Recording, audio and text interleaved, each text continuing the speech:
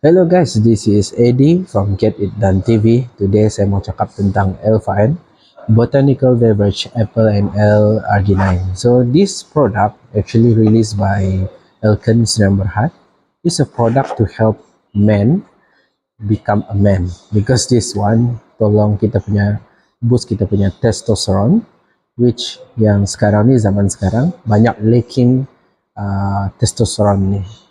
Tidak tahu macam mana saya sebut tepat-tepat, tapi I think kamu faham lah. Kalau lelaki kamu tahu apa yang saya sedang sebut.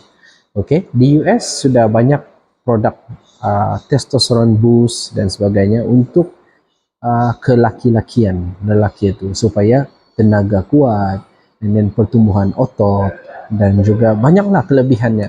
Okay, tapi hari ini I just received mine on di Brunei Darussalam lah.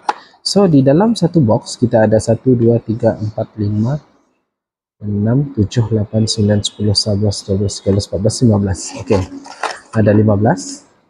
Jadi dia punya packaging macam ni lah, 15 ml, and then kamu hanya makan, consume 1 sachet daily on empty stomach, perut kosong, and then kamu akan dapat perubahan dari segi tenaga kamu, dan kamu akan kehilangan banyak lemak juga dalam proses kamu mengamalkan ini. Sebab bila testosteron kita rendah, kita punya lemak ni akan timbul lah. Jadi dengan boosting ini, kita akan dapat badan yang kita mau.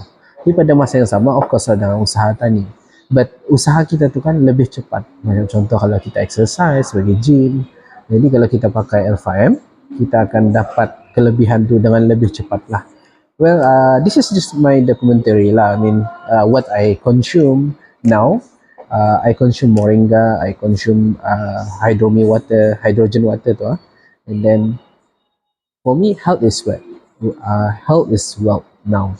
So it's important, kalau apalagi kalau entrepreneur, mesti sehat. Kalau kita sehat, kita boleh buat banyak lagi duit.